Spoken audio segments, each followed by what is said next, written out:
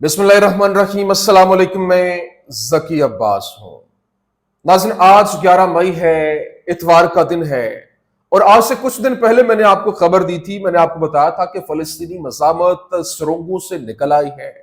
और उसकी जानिब से इजरायली फौज के ऊपर हमलों को तेज कर दिया गया है। घातक वार किए जा रहे हैं, घात लगाकर हमले हैं, फिर एम्बुश लगाए जा रहे हैं और मुख्तलिफ औकात के ऊपर मुख्तलिफ जो इनके फौजी हैं उनको टारगेट किया जा रहा है। स्नाइपर शूटिंग जो है वो अमल में लाई जा रही है और इस तरह से फिदाई कार्रवाइयां की जा रही हैं। अभी जो खबर सामने आ रही है कि गजा के अंदर से जो 5 इजरायली जासूस थे उनको पकड़ लिया गया है और फांसी देने के हवाले से खबरें जो है वो भी सामने आ रही हैं। ये क्या मामला है? कौन से ये लोग थे जिनको यहां पर मौत के घाट उतारा गया है? और फिर दूसरी जानिब जो फलस्तीनी मज़ामत है उनकी जानिब से जो घातक हमले किए गए, घात लगाकर हमले किए गए, उसके अंदर मुतअद्दिद जो इजरायली फौजी हैं वो निशाना बने हैं, जान की बाजी हारे हैं और फिर इसके साथ साथ जो जख्मी भी हुए हैं। किस तरीके से ये ऑपरेशन लॉन्च किया गया और मुसलसल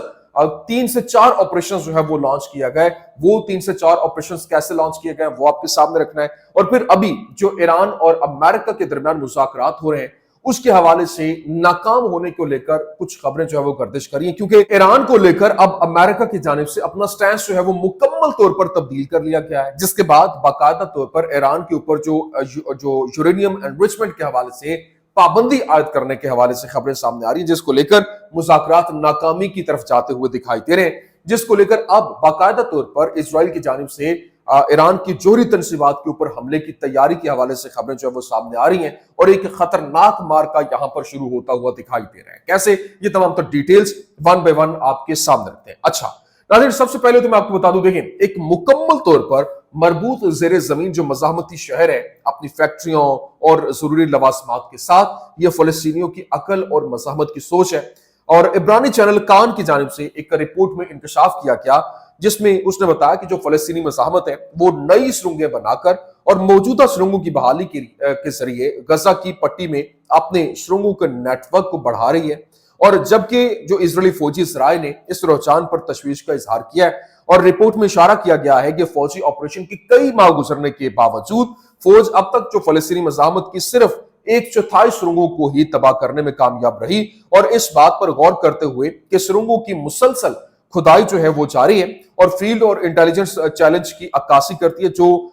जमीन पर दोबारा कंट्रोल हासिल करने के काम को पेचीदा बना रही है। लेकिन अभी सबसे इंपॉर्टेंट खबर, जो कि गजा के अंदर 5 इजरायली जासूस जो थे उनको मौत के घाट उतारा गया है, फांसी देने के हवाले से खबरें जो है वो गर्दिश कर रही हैं। अल शर्कुल ओस्ट अखबार ने रिपोर्ट किया कि फलस्तीनी रहनुमाओं, कारकुनों और फिर अहदाफ के बारे में मालूमात फराहम करने के लिए इजरायली सिक्योरिटी सर्विसेज के साथ ताउन करने के ऊपर हालिया हफ्तों में गजा शहर के अंदर कम से कम 5 अफराद को मौत के घाट उतारा गया है, यानी कि उनको एग्जीक्यूशन के हवाले से खबरें सामने आई। और मकामी फलस्तीनी सराय ने इस बात पर जोर दिया कि फलस्तीनी धड़ों की सिक्योरिटी और इंटेलिजेंस सर्विसेज संजीदगी से ऐसे अफराद की शिनाख्त और गिरफ्तारी में मसरूफ हैं जिन पर इसराइल के साथ ताउन का शुबा है। ये तस्नीम न्यूज एजेंसी की जानिब से रिपोर्ट भी किया गया। लेकिन जो फलस्तीनी मज़ाहमत है उन्होंने शुजाइया के अंदर कल होने वाले हन्नाबेल जो डायरेक्टिव है उस वाक़े की तफसीलात हैं जारी की हैं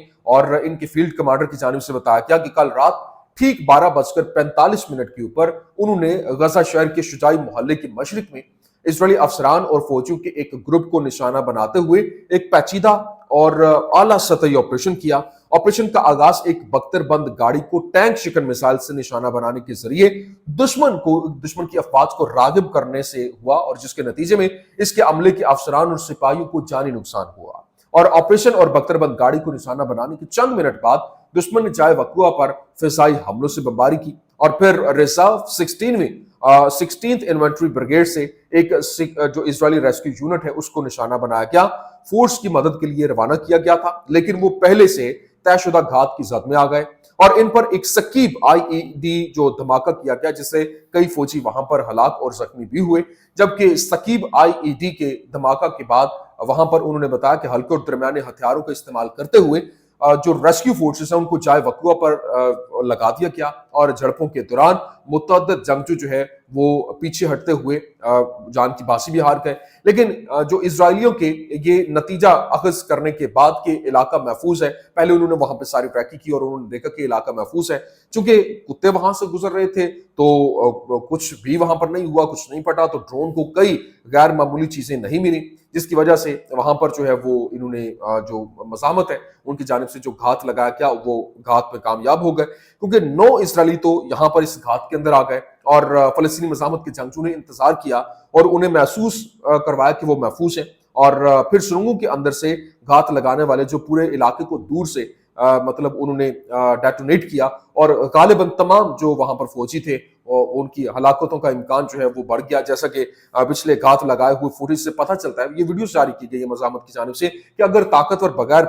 جو آگے بڑھنے سے وہ امریکی MK-84 جو بم تھے وہ ریسائیکل کیا گیا تھا، اس کو دوبارہ سے انہوں نے اپنے استعمال کے قابل بنایا تھا. اور رفح کے اندر آج جو مزاحمت ہے اس نے 7 اسرائیلی فوجیوں کو نشانہ بنانے اور 12 فوجیوں پر مشتمل جو انجینئرنگ فورس ہے اس کو نشانہ بنانے کا اعلان کیا، جو کنٹرول شدہ مسمار کرنے کے لیے وہاں پر دھماکہ خیز مواد ہے اس کو نصب کر رہے تھے، جس سے ایک زبردست جو ہے وہ وہاں پر دھماکہ ہوا، اور تقریباً جو اس وقت ٹوٹل 19 کے قریب تعداد جو ہے وہ بنتی ہے، جس میں یہ جو فوجی تھے وہ نشانہ بنے. لیکن شہری دفاع کے عملے نے جو شمالی غزہ کے بیت اللہ میں اسرائیل کی طرف سے نشانہ بنائے گئے خاندانی گھر کے نیچے سے ہلاک ہونے والوں کو نکالنے اور زخمیوں کو بچانے کی کوشش کرتے ہوئے ان کے اوپر جب بمباری ہوئی تو عمارت گرنے سے وہ بال بچے. جو سول ڈیفنس تھے، وہ جو شہری دفاع کے لیے کام کر رہے ہوتے ہیں، تو وہ وہاں پر محفوظ ہوئے. لیکن فلسطینی مزاحمت نے بتایا کہ انہوں نے 12 فوجیوں پر مشتمل جو اسرائیلی انجینئرنگ یونٹ ہے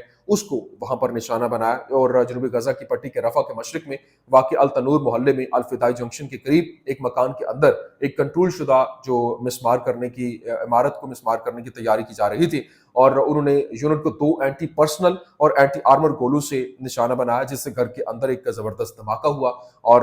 جو وہاں پہ جنگجو تھے انہوں نے انخلا کے لیے ایک ہیلی کاپٹر کی لینڈنگ کا مشاہدہ بھی کیا. ابھی اسرائیل جو والا نیوز ویب سائٹ ہے اس نے یہ رپورٹ کیا کہ جو بین گوریون ہوائی اڈا ہے اس کے قریب گرنے والے راکٹ کی وجہ سے بیشتر غیر ملکی ایئر لائنز نے ابھی تک پروازیں دوبارہ شروع نہیں کی ہیں، اور آج بن گوریون ہوائی اڈے پر مسافروں کی تعداد میں تقریباً یمنی میزائلوں کی وجہ سے تحفظات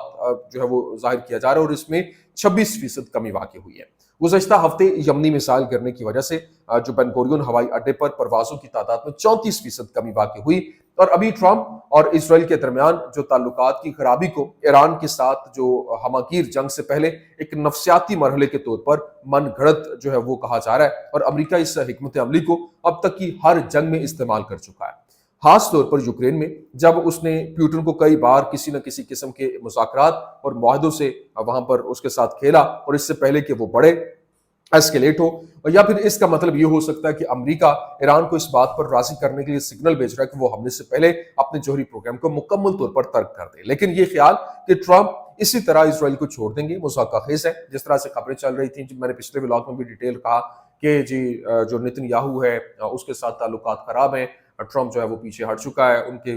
لوئسٹ پوائنٹ کے اوپر ہے. یہ ساری خبریں گردش کر رہی ہیں، لیکن یہ سب کے سب مضحکہ خیز ہے. ابھی NBC نے رپورٹ کیا کہ ٹرمپ نے غزہ میں نئی اسرائیلی فوجی مداخلت کی مخالفت کی ہے، اور اسرائیل کی جانب سے غزہ کی پٹی میں فوجی کارروائی میں توسیع وقت کا ضیاع ہے. کیونکہ اس سے انکلیو کو دوبارہ تعمیر کرنا مزید مشکل ہو جائے گا. یہاں پر بھی وہ دوبارہ سے تعمیر کرنا اور وہاں سے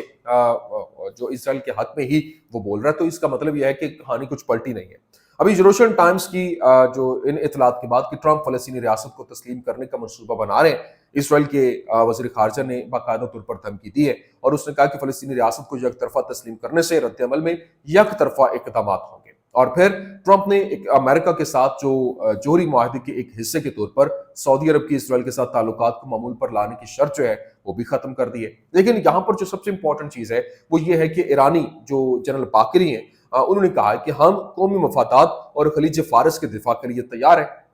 ایران کو کوئی خطرہ لاجواب نہیں جائے گا. اب اسلامی جمہوریہ ایران کی مسلح افواج کسی بھی صورتحال کے لیے پوری طرح سے تیار ہے. اور اسرائیل کے سابق وزیر دفاع یوآف گیلنٹ نے کہا کہ ہم نے ایران کے خلاف فوجی آپریشن کے لیے موقع کی ایک تنگ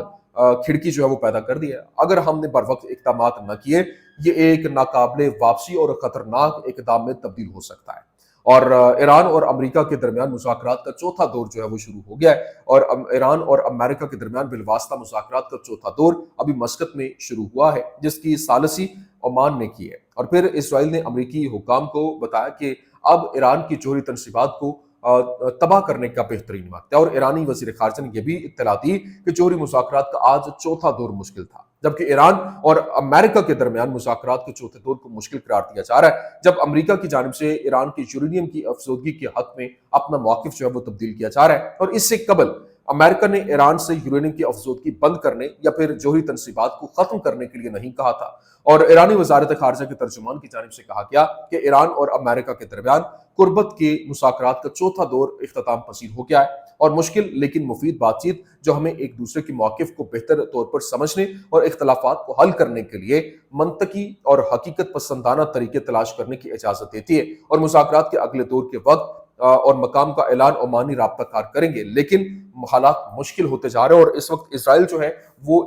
اس وقت ایران کے اوپر حملہ کرنے کے لیے پر تول رہا ہے کہ کسی وقت بھی یہ حملہ ہو سکتا ہے، اور ایران جو ہے وہ اپنی تیاری مکمل کیے بیٹھا ہے کہ کیسے ان کو کاؤنٹر کرنا ہے، کیسے ان کو جواب دینا ہے۔ تو یہ آئندہ آنے والے دنوں میں مزید پوزیشن جو ہے وہ کلیئر ہو جائے گی، کیونکہ اس وقت ایران کی جانب سے جو انڈیکیٹ کیا گیا، ایرانی وزیر خارجہ نے جو بتایا کہ وہ جو مذاکرات ہو رہے ہیں وہ چوتھا دور مشکل تھا، کیونکہ یکسر موقف میں تبدیلی آئی ہے، اور امریکہ مکمل طور پر یورینیم کی انریچمنٹ جو ہے اس کے اوپر پابندی کی بات کر رہا ہے، اس کو ختم کرنے کی بات کر رہا ہے۔ اور پہلے تو یہ تھا کہ کچھ مخصوص جو اپنے ملکی ضروریات کے لیے آپ